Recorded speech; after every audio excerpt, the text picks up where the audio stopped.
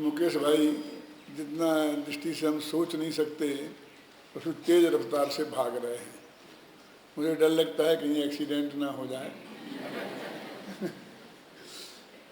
मेरे से कहा कि पंडित जी मैं आपके पास आ रहा हूँ, तो इसमें मिलना है, क्या बात करना है कुछ बताया नहीं, बस मिलना है, बहुत ज़रूरी बात करना है, बहुत ज़रूरी बात करना है। तो मैंने कहा देखो मैं 29 तारीख को यहाँ से निकल जाऊँगा देवलाली जाने के लिए बम्बई। अब 5-4 दिन ही हैं, इनमें आप आना हो तो आ जाओ। तो इन्होंने 29 तारीख ही नक्की करी और हमको अनंत भाई भी इनके साथ आ रहे हैं। इसका पता तो जब ये फिलाई कर चुके तब हमें चला। हमें बिल्कुल इन्हें जानबूझ के नहीं बताया। जो भी हो, आए ठहरे, खाना हम लोग खा रहे थे, उसमें सारी रामायण हुई। तो मैंने इन्हें बहुत समझाया नीच ऊँच कि 720 जिनालयों के बारे में क्या क्या समझाया। तो जो मैंने देवलाली वालों को समझाया था, दिल्ली वालों को समझाया था, वो सब समझाया। उसके विस्तार में मैं नहीं जाना चाहता हूँ, है ना। और अनंत भाई ने भी पूरा समर्थन मेरी बात का किया। ये भी सिर हिलाता रहा है। और फिर कहा दादा अब आप आराम करो, फिर अपन 4 बजे आएंगे, चाय पियेंगे अपने यहाँ, फिर हम जरा कुछ और काम निपटाने आते हैं। और मूर्ति मोहल्ला चले गए। और वहाँ से फिर फ़ोन आया, पीयूष कहा कि दादा आपसे मुकेश बात कर रहे हैं। और इन्होंने कहा दादा मुझे 2 लाख रुपए चाहिए। क्या क्या कह रहे, काय के लिए चाहिए? नहीं आपको 2 लाख रुपए चाहिए। मैं 2 लाख रुपए तो तेरे को अब बिहाल दे देता हूँ, लेकिन बता तो कि मैंने 3 सी मूर्तियों का ऑर्डर फाइनल कर दिया है। क्या लो समझे ना, मुझे तब तक ये पता नहीं था कि इसने मेरी बात मानी नहीं है। ख्याल में है ना। अब वो इन्होंने प्रोजेक्ट शुरू कर दिया है। 2 लाख रुपया उसे एडवांस दे दिए हैं। फिर अहमदाबाद भी बात चल रही है, बम्बई आए थे तो वहाँ से कि वहाँ भी कुछ बनवाएंगे। और जिस तरह से योजनाएं सामने आ रही हैं वो बहुत ही विशाल और बहुत बड़ा काम है। मुझे भरोसा नहीं था कि अनंत भाई इनके साथ आए हैं, कैसे आए हैं, क्या आए हैं। अनंत भाई से भी और बहुत बातें हुई। हम डाइनिंग टेबल पर 2.5 घंटे बैठे रहे। क्या ये सब चर्चाएं होती नहीं। अनंत भाई ने बहुत दिल खोल करके बात की, इस प्रोजेक्ट के संबंध में नहीं और संबंध में भी। और जब मैंने उनसे कहा कि अनंत भाई मैं बार बार मजाक पसंद नहीं करता, क्या है ना, क्या है जी? बोले आप मेरा विश्वास नहीं करते हैं, मैं क्या करूं, स्टाम्प लिख के दे दूं? खैर इन्होंने वहाँ भी भावना व्यक्त की कि मैं स्मारक के लिए कुछ करना चाहता हूँ। हमने कहा पहले अपना पूरा कर लो, फिर स्मारक को भी करना। कि नहीं दादा मेरे को तो करना ही है। तो मैंने कहा तुमने कर दिया था ना, 90,000 रुपया हमको द्रोणगिरी में दे दिए थे 1 महीने के साधना चैनल के लिए। बोले नहीं मुझे स्मारक को और करना है। तो क्या है, श्रोमणी संरक्षक हैं हमारे स्मारक में। कहीं भी किसी का कोई नाम नहीं लिखा। जिनने लिखाया है मैं उनका कोई विरोध नहीं कर रहा हूँ, वो बुरा मत मानना। ऐसी दिक्कत मुझे जयपुर में खड़ी हो गई थी कि मैं तो अपनी बात कही थी। कहीं गोदका जी ने पूरा बनाया लेकिन उनका भी नाम कहीं देखने में आपको नहीं मिलेगा। लेकिन जब हमारे पर जब एकदम मार्केट ब्याज की आधी हो गई रेट और संकट खड़ा हो गया, तो तय किया कि श्रोमणी संरक्षक, परम संरक्षक और संरक्षक बनाए जाएं। 11 लाख में श्रोमणी संरक्षक, 7.5 लाख में परम संरक्षक और 5 लाख में संरक्षक। और उनका नाम एक पाटिये पर सामने लिखाया जाए, बस उन्हीं का नाम है और किसी का कहीं कोई नाम है। और भविष्य में भी ये संकल्प है कि कहीं किसी का नाम नहीं लिखाया जाएगा। और फिर कुछ लोग कबिन भाई हैं, अपने निमिष भाई हैं, और भगवान जी कचरा भाई हैं, कई लोग उसमें बने। इनने कहा वैसे मेरे को तो यहाँ बैठना है, बहुत बढ़िया है, लेकिन मैं एक साथ पैसा नहीं दे सकता। पैसे की बात कहाँ है। लेकिन हमारा नियम है कि जब तक पहली किस्त प्राप्त न हो जाए तब तक हम नाम नहीं लिखते हैं। क्या, क्योंकि बाद में फिर मिटाना पड़े। तो इन्होंने कहा दादा मैं आपको 3 दिन के भीतर 1 लाख रुपया दे दूंगा और 2 लाख रुपया हर साल दूंगा और 5 साल में आपके पूरे कर दूंगा। मैंने कहा भाई बहुत बढ़िया तुम्हारी भावना है। फिर कहा अभी मेरा मन नहीं भरा। क्या ये अपने यहाँ शिविर चलते हैं, इसमें ऐसा होता है, ये होता है, इनका क्या है, इनकी क्या व्यवस्था है। तो मैंने बताया हमारा अक्टूबर का शिविर चलता है और इसमें हमने ये व्यवस्था की हुई है कि इसमें 1 लाख रुपए के संरक्षक बनते हैं। नहीं नीचे क्या है, कबिन भाई का नाम लिखा था, वो 25,000 रुपये हर शिविर में देते हैं तो परम सहायक के रूप में। बोले ये क्या है? मैंने कहा ये 25,000 रुपये साल देना पड़ेंगे। बोले साल का झंझट नहीं रखना हूँ, इकट्ठा बोलो। मैंने कहा बनिए हो, बोल लो, ब्याज लगा लो ऐसा क्यों। तो इन्होंने 2 लाख रुपये उसके लिए भी लिखाए। अपनी भावना से इन्होंने बहुत किया है। उत्साह बहुत बढ़िया है। लोग मेरे से पूछते हैं कि आपने इनको भी अपना वो क्या बनाया है। मुझे मालूम नहीं क्या बनाया भैया। परामर्शदाता में सबसे ऊपर नंबर आपका नाम लिखा है। तो कई लोगों ने मेरे से कहा कि आप भी बिना सोचे समझे बन जाते हैं। क्या करें, सोच समझ के बने तो उसमें क्या होता है, ज़्यादा सोच समझ के ये काम तो होता नहीं है। और गुरुदेव के नाम पर कोई प्रभावना का काम करता है तो उसके लिए तो हमने आज तक मना किया नहीं है। आनंद भाई बैठे थे सामने, मैंने कहा आपने भी हमें फ़ोन किया था तो हमने कब मना किया था। हुआ जो हुआ, बाद में पहले उसी बात जाने दो। तो इसलिए हम क्या करते हैं, यदि देखो हम तो तत्व की बात करते हैं, तत्व चर्चा करते हैं और इस मामले में कुछ भी करते नहीं हैं। ये पक्की बात है कि अभय जी इनको सहयोग करेंगे, पैसा करवाएंगे, लेकिन मेरे से आशा कोई करता भी नहीं है। और मैंने स्मारक के लिए भी आज तक किसी से कुछ नहीं मांगा है, तो और संस्थाओं के लिए मांगना तो बहुत दूर की बात है। तो आशीर्वाद ही आशीर्वाद है मेरा तो, क्यों। लेकिन यदि मेरे नाम से लोगों को लाभ होता है तो मुझे बहुत खुशी है कि खूब मेरे नाम का उपयोग करो। क्या लाभ होगा, मेरे कहने का अर्थ ये है कि लोग यही समझेंगे कि गुरुदेव के भगत हैं और गुरुदेव के अनुसार ही काम करेंगे, इससे उन्हें सहयोग करेंगे तो उसमें मेरी अनुमोदना है, उसमें मेरा कोई बैर विरोध होने का सवाल ही नहीं है। तो इसलिए इन्होंने बहुत बड़ा काम अपने माथे पर लिया है और ये कहते हैं कि मैं 5 साल में इस प्रोजेक्ट को गारंटी से पूरा कर दूंगा। कहते तो ये है कि मैं 3 साल में करने की कोशिश करूंगा, लेकिन ऐसा लगता है इनके लक्षणों से जैसी दौड़ धूप ये कर रहे हैं कि इनकी भावना सफल होगी। मैं भी इनको आशीर्वाद देना चाहता हूं कि इनकी भावना सफल होगी। मैं सिर्फ एक बात मैंने ज़रूर इनसे कही है कि भैया ऐसा मत करना कि हम पंच कल्याणक में ना आ पाएँ।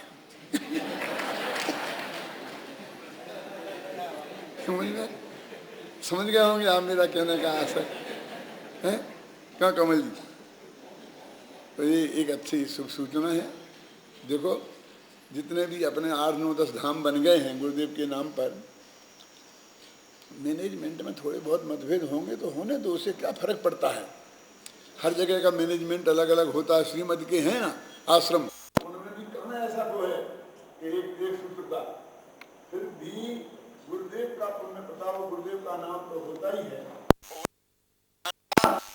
प्रचार प्रसार तो होता ही है और मुमुक्षु समाज की हैसियत भी समाज के सामने स्पष्ट होती है। तुम्हारे बंगले बनाओगे ना तो उन बंगलों को देखने कोई नहीं आएगा जब तक तुम उन्हें निमंत्रण नहीं करोगे खाने पीने का, क्यों। लेकिन ये जो तीर्थों की वंदना करने सब आएंगे और इन तीर्थों को देखकर वो निर्णय करेंगे कि मुमुक्षु समाज की आर्थिक स्थिति क्या है, इनके यहाँ अपनी लड़की देने में कोई दिक्कत नहीं है। माने हमारी हैसियत का ज्ञान इन तीर्थों को देख करके समाज करेगी और हमको फिर ऐसा निगलेक्ट नहीं कर सकती है कि ये हमारा भी अस्तित्व इस लोक में है। जब भी कोई सारी दिगंबर जैन समाज अथवा संपूर्ण जैन समाज के लेवल पर कोई काम होगा तो उसमें एक इकाई के रूप में हमें भी याद किया जाएगा कि भाई उन्हें भी शामिल करो और उनका प्रतिनिधि भी इसमें होना चाहिए। इसलिए बहुत बढ़िया प्रभावना का काम है और जितने जल्दी हो उतनी अच्छी बात है। अब अपना भैया ये चल रहा है, जिसके पीछे ये सब कुछ है, जिसके लिए ये सब कुछ है, क्या क्या कि हमें आत्मा का अनुभव कैसे हो। मैंने पहले ही दिन कहा था कि हिंदू धर्म में ऐसा है कि एक बार भगवान के दर्शन हो जाए तो वे समझते हमारा जीवन सफल हो गया।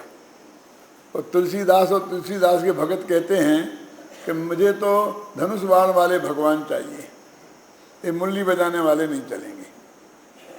क्या लिखा है उनने ऐसा कि मुरली बजाते हुए तुम बहुत अच्छे लगते हो, तुलसी मस्तक तब नवे जब धनुष बाण लेऊ हाथ। धनुष बाण लोगे तो मैं नमस्कार करूंगा, नहीं तो मैं तुम्हें नमस्कार नहीं करूंगा। मुरली बजाने वाले कृष्ण को मैं नमस्कार नहीं करूंगा, मैं तो धनुष बाण वाले राम को नमस्कार करूंगा। मैंने रागी को नहीं करेंगे, किसको करेंगे? देशी को। धनुष बाण किसके होगा? मारकाट करने वाले को। अरे भाई उस समय देश की परिस्थिति इतनी खराब थी, मुगलों का आक्रमण हो गया था, हमारे मंदिर और मूर्तियां तोड़ी जा रही थी, सब जगह बहुत हमारी हालत खराब हो रही थी। तो उस वक्त उन्हें राम जैसे धनुष बाण वाला भगवान चाहिए था, मौज मस्ती करने वाला, मुरली बजाने वाला नहीं। ख्याल में दिनकर की कुछ पंक्तियां हैं अभय जी, हिमालय के प्रति उनकी एक कविता है। हिमालय से कह रहे हैं कि हिमालय में चले गए ना सब पांडव कौरव सब, तो वो कहते हैं तू भेज न युधिष्ठिर को यहाँ, जाने दे उनको स्वर्ग धीर, तू फेर हमें गांडीव गधा, लौटा दे अर्जुन भीम वीर। हमें युधिष्ठिरों की जरूरत नहीं है, उन्हें मोक्ष में जाना है तो चले जान दो, हमारे किसी काम के नहीं है। आत्मा सुनाएंगे, हमें क्या जरूरत है उस आत्मा की? क्यों? हमें तो अर्जुन का बाण और भीम की गदा और अर्जुन और भीम चाहिए, क्योंकि हमारी रक्षा कर सके। ख्याल में ना, उनकी भावना ये है। तो उन्हें उनका दर्शन करना है। और वे कहते हैं तुलसीदास जी को उनके दर्शन हो गए थे, किनके? धनुष बाण वाले राम के। क्यों?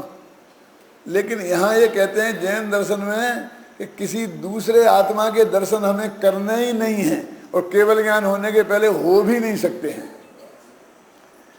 और हमारा कल्याण तो आत्मा के दर्शन से होता है, जिसको सम्यक दर्शन कहते हैं, और जिससे धर्म की शुरुआत होती है।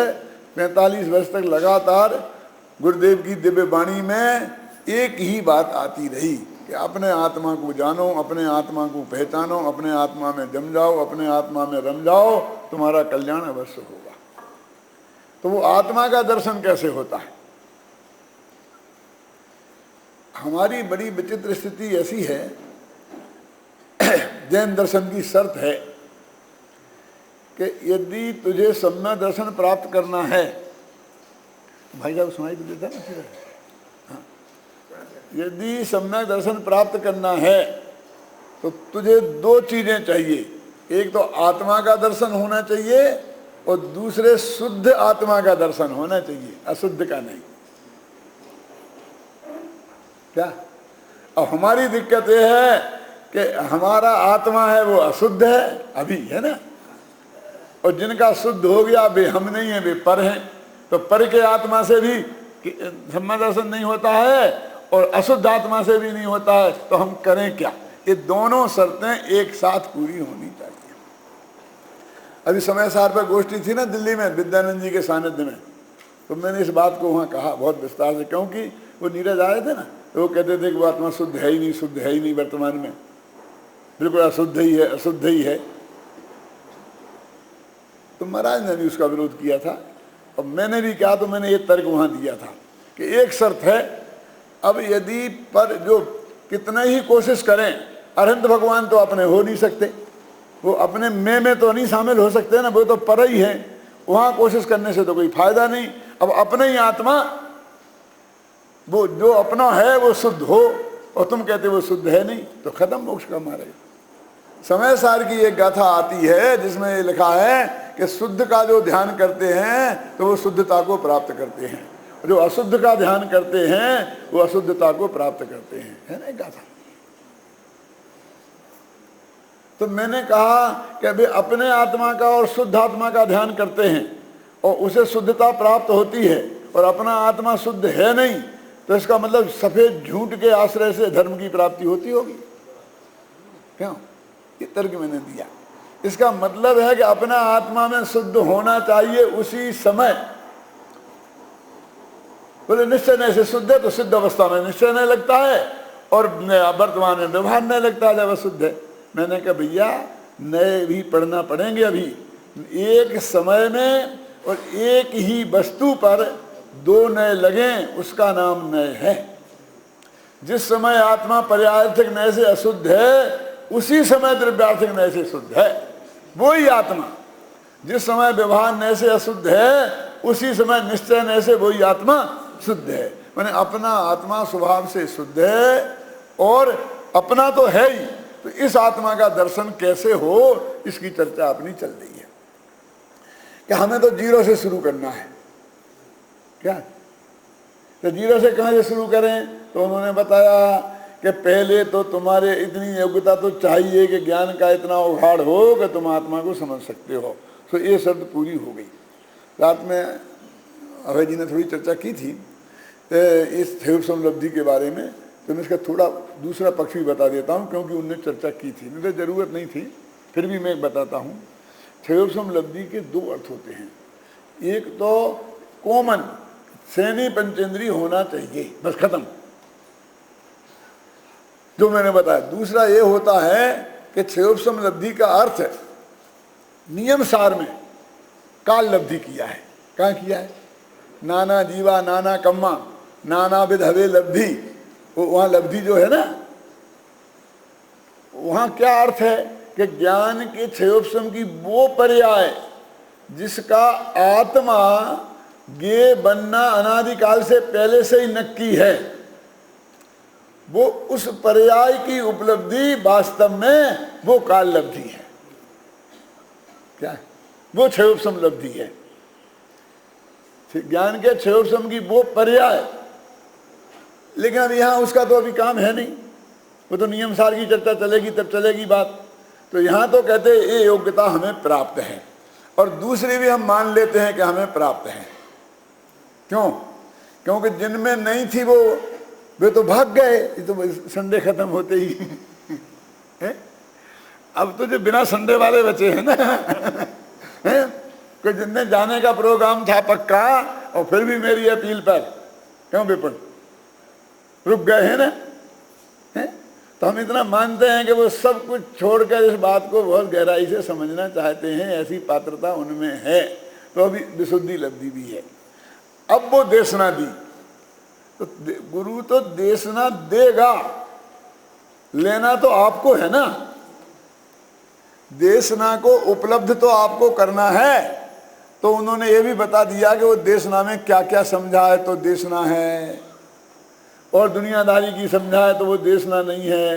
तो देवशास्त्र गुरु का स्वरूप समझा है, सम्मदर्शन ज्ञान चातुर्य स्वरूप समझा है, सम्मदर्शन की प्राप्ति कैसे होती है ये समझा है, स्वपर का भेद विज्ञान क्या चीज़ है ये समझा है, सात तत्व क्या है ये समझा है, और हितकारी अहितकारी भाव क्या है ये समझा है। एक कोर्स है बस। ये जो धर्म के नाम पर ध्यान सुनना बहुत बड़ी बात है, जो ये बातें समझा है तो समझ लेना वो धर्म का प्रवचन है। क्या? और भाई भाई कैसे प्रेम से रहना, पति पत्नी को आपस में झगड़ना नहीं चाहिए, क्यों? ये समझाए तो वो धर्मोपदेश नहीं है। शादी तो अच्छी बात है, इसमें क्या है? पति पत्नी को प्रेम से रहना चाहिए, झगड़ना नहीं चाहिए। अरे तुम क्या हो? तुम क्या मिटाओगे उनके झगड़े को? वे तो दिन भर खूब झगड़ेंगे और रात को विषय कैसा है उनके झगड़े मिटा देगी। तुम क्या हो? तुम कौन होते हो? समझ में नहीं आया मैंने क्या कहा? कौन कराता है समझौते? अपने अपने स्वार्थ, रोजीना झगड़ते हैं, रोजीना समझौते होते हैं। संसार का तो स्वरूप ही ऐसा है। तो ये संसार में कैसे रहना ये सिखाने वाले धर्मोपदेशक नहीं है, संसार से कैसे निकलना ये सिखाने वाले धर्मोपदेशक हैं। क्यों, ख्याल में है ना, समझना भैया कि बात तो कि वो भी अच्छी है, हाँ अच्छी बातें तो बहुत हैं। क्यों, अच्छी बातें दुनिया में अच्छी तो हैं, लेकिन वो संसार में ही उलझाने वाली हैं। वो तुम्हारी गृहस्थी आराम से चलेगी। क्यों, समझ, यही तो कहते प्रेम से रहना माने राग करके रहना। तो अपना धर्म तो वीतरागी धर्म है, अपना राग में धर्म मानने वाला धर्म कहाँ है? सबसे बड़ी दिक्कत तो यही है। हमारे बाप दादे तो इस मामले में बहुत चतुर थे। तो आपकी रोकड़ बही है ना बाप दादों की रखी हो, देखना, उसमें लिखा होगा ऊपर वीतरागाय नमः। सबसे पहले ये लिखा होगा, चिट्ठी लिखते थे तो ऊपर क्या लिखते थे? वीतरागाय नमः। दिवाली के दिन चौपड़ा बदलते थे तो सबसे ऊपर लिखते थे वीतरागाय नमः। बेटे की शादी का कार्ड छपाते थे तो ऊपर लिखते थे वीतरागाय नमः, लिखते थे ना। यानी हमारा धर्म कितना हमारे अंदर में गहराई से समाया हुआ था। क्यों, माने राग चाहे शुभ हो चाहे अशुभ, चाहे पुण्य हो चाहे पाप, वो उपादेय नहीं है। और स्वर्गवासु नीको नाही, जिस पुण्य के फल से स्वर्ग मिलता है वो स्वर्ग भी दुख रूप ही है। वो तो अभय जी ने भी चर्चा की थी, और मैंने तो 2 साल तक लगातार गांव में उसकी बहुत विस्तार से चर्चा की प्रवचन सार के आधार पर, है ना। लेकिन नहीं मानते। एक भाई की हमारे पास चिट्ठी आई, पुराने ज़माने में चिट्ठी लिखने का जो तरीका था ना, तो उसमें क्या लिखा था कि हमारे अशुभ कर्म के उदय से हमारे पिताजी का स्वर्गवास हो गया है, सो बहुत बुरा हुआ। क्या लिखा था कमल जी? क्या? स्वर्गवास हो गया है सो बहुत बुरा हुआ, गजब हो गया।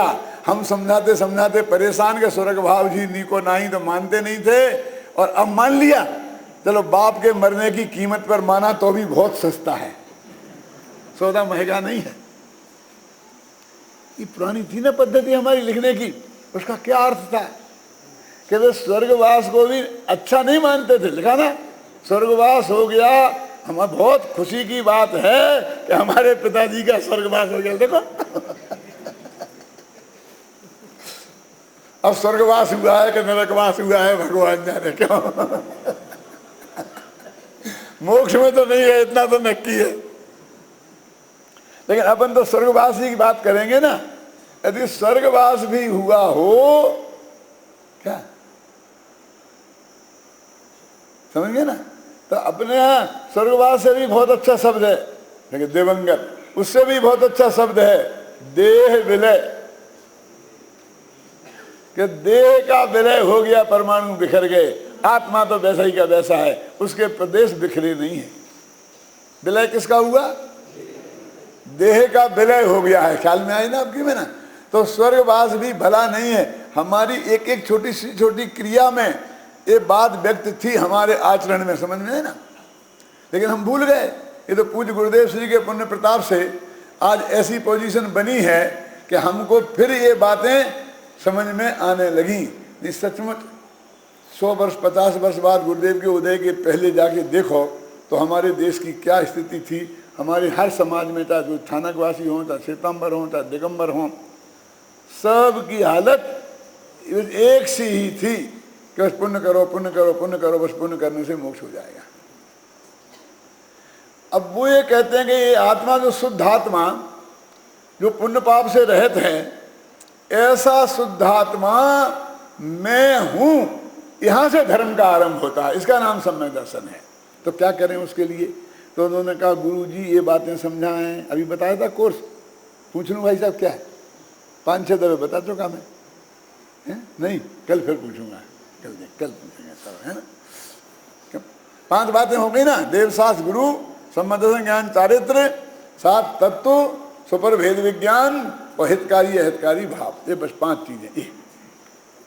ये गुरु जी समझाएं, और दुनियादारी की बातें करें वो धर्मोपदेशक नहीं है, और जो कुछ भी हो मैं कहना नहीं चाहता हूं।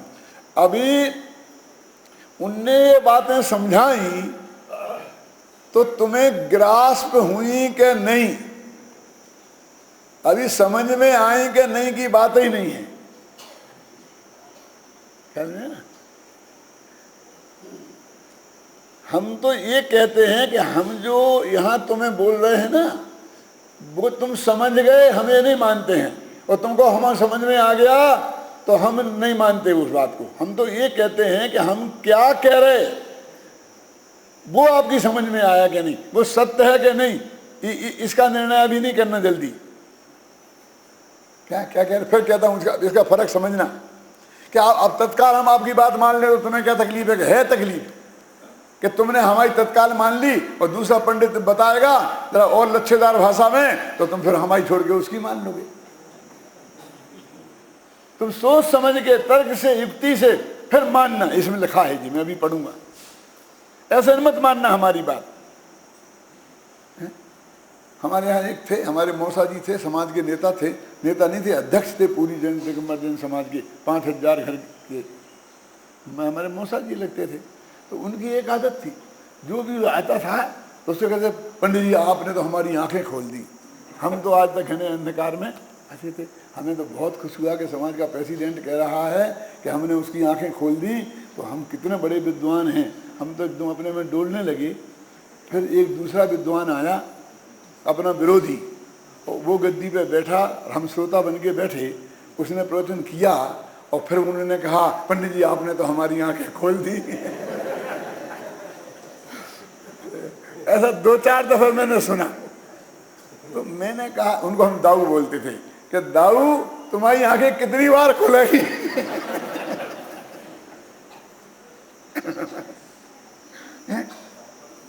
तो ये जो तत्काल स्वीकार कर लेने वाले लोग हैं ना, वो ऐसे खतरनाक हैं।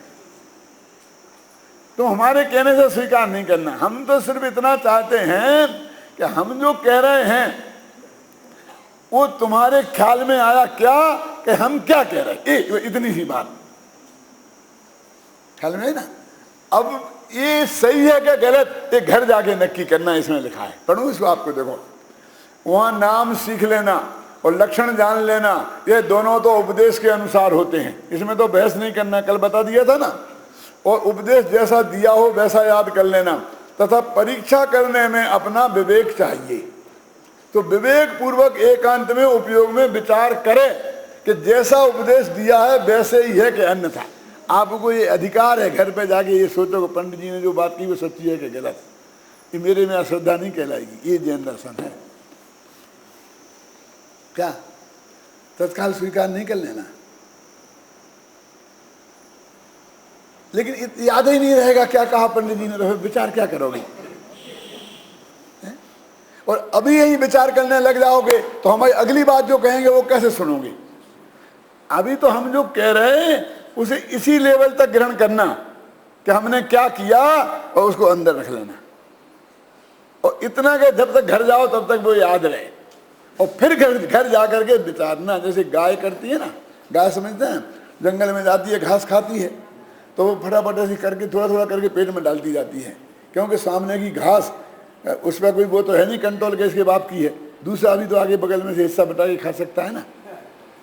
उसको एक पूरा घास किसी ने डाला और वो जल्दी जल्दी पेट में नहीं डाले, तो दूसरा भी तो कोई, इसलिए पहले फटाफट अंदर डाल लेना, और फिर जब शांति से बैठ के आंखें बंद करके वो गाय रोथती है, रोथना बोलते हैं आप जानते क्या बोलते हैं, जुगाली करना, वो अंदर से निकालती है एक एक कौर, और उसको खूब चबाती है, फिर अंदर डालती है, फिर दूसरे वहां से दूसरा कौर निकालती है, फिर उसे चबाती है, फिर उसे अंदर डालती है, करती है ना।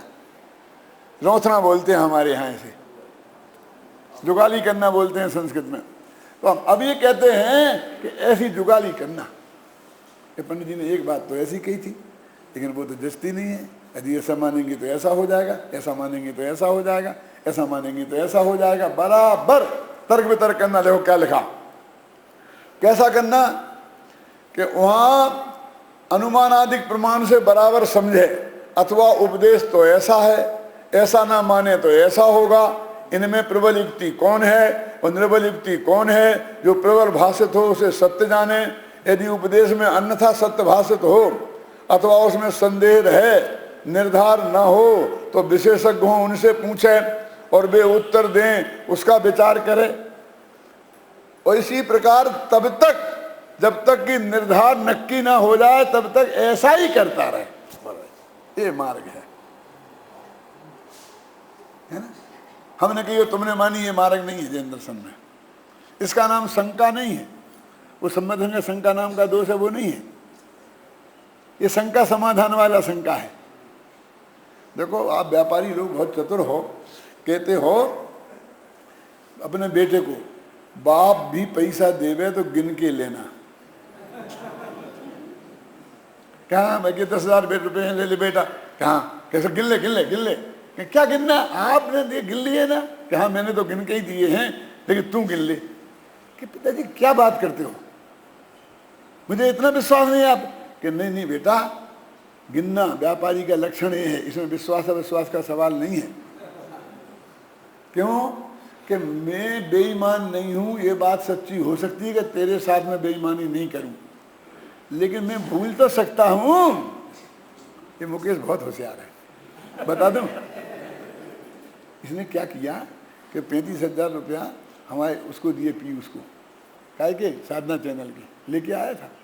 तो एक नोट कम दिया जानबूझ के, और जेब में अलग रख दिया। ले ले ले पीयूष ले ले। तो पीयूष ने लेके गिन ले गिन ले गिन ले। मैंने कहा गिन ले भैया, बढ़िया का बेटा है, गिन ले। तो 3-4 दफे गिने बेचारे ने, क्योंकि उसने एक नोट कम निकले। हिम्मत नहीं पड़ी उसकी कहने की।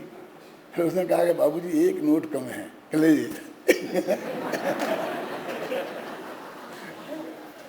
मैंने कहा इसने एक पाठ सिखा दिया, एक चीज पढ़ा दी, समझे ना।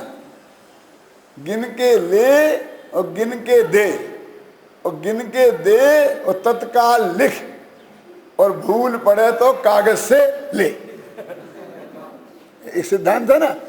ऐसा जैन धर्म है, कहता है कि हम जो कहें उसे ध्यान से सुन, लेकिन स्वीकार मत कर तत्काल। सच्ची भी हो 100% तो भी फिर खूब अंदर मंथन कर, और मंथन करके जब तू अपनी बात बना ले, ख्याल में है ना, क्यों, तब उसे कह के हाँ बोलते हैं क्रमबद्ध पर्याय की बात तो स्वामी जी की है, तुमने अपने माथे कब से मर ली। मैंने कहा उनने पेटेंट कराई थी क्या? क्यों? स्वामी जी की है। हाँ उनकी भी है और हमारी भी है। क्यों? क्योंकि हमने उसे सुनकर समझकर खूब मंथन करके और बुद्धि पूर्वक स्वीकार की है, इसलिए वो हमारी भी है। और यदि हमारी नहीं है तो उनकी भी नहीं है, क्योंकि उनने भी कहीं से पढ़ी थी, देखी थी, सुनी थी, विचार किया था, मंथन किया था, चिंतन किया था और स्वीकार किया था। क्यों? यदि हमारी नहीं है तो उनकी भी नहीं है। जो हम बात आपको सुना रहे हैं ये हमारी है कि गुरुदेव की? बोलो डॉक्टर साहब। अरे भैया, हमारी और गुरुदेव की बटी हुई थोड़ी है। क्यों? गुरुदेव की भी है और हमारी भी है, इसलिए तो वे हमारे गुरुदेव हैं।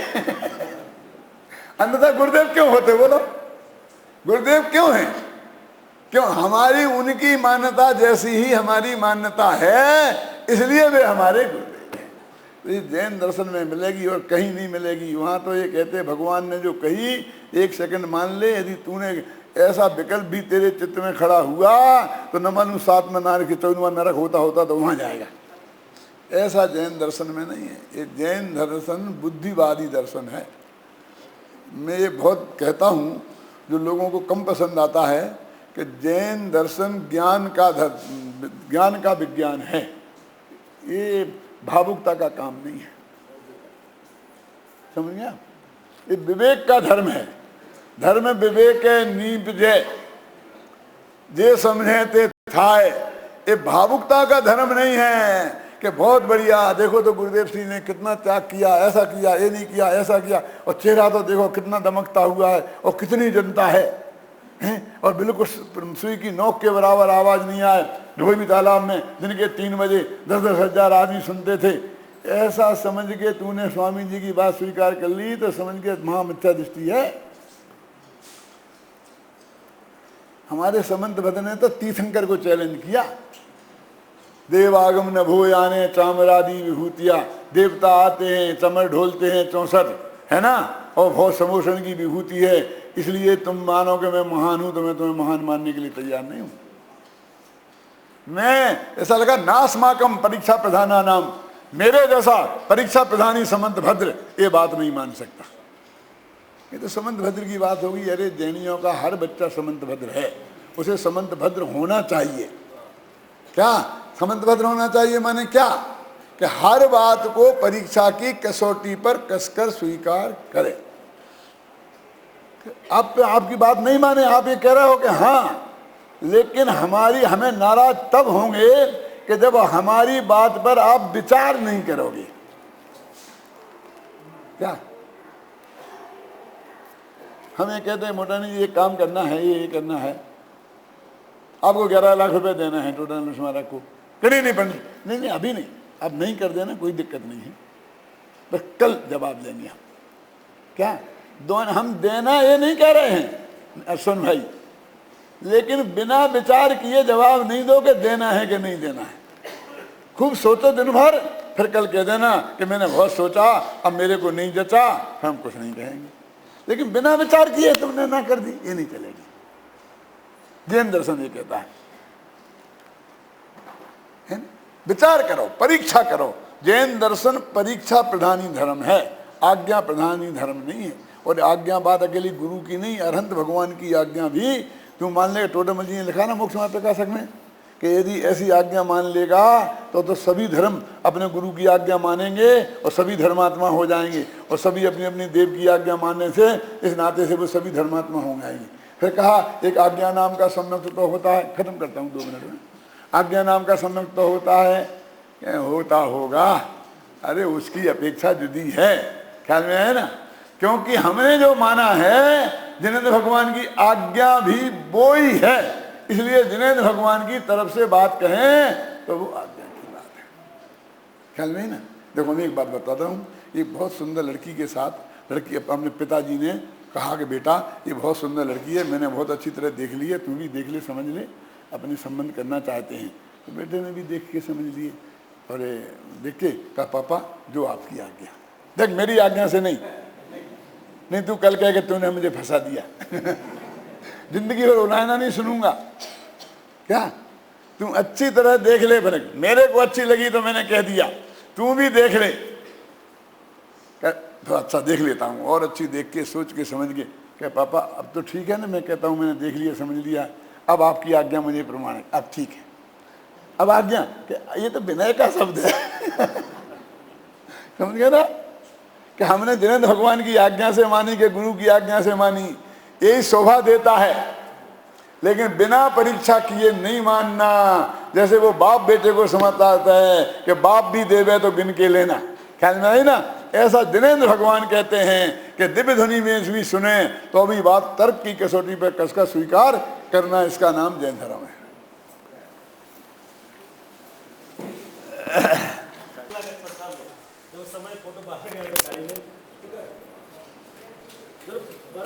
श्री सद्गुरुदेव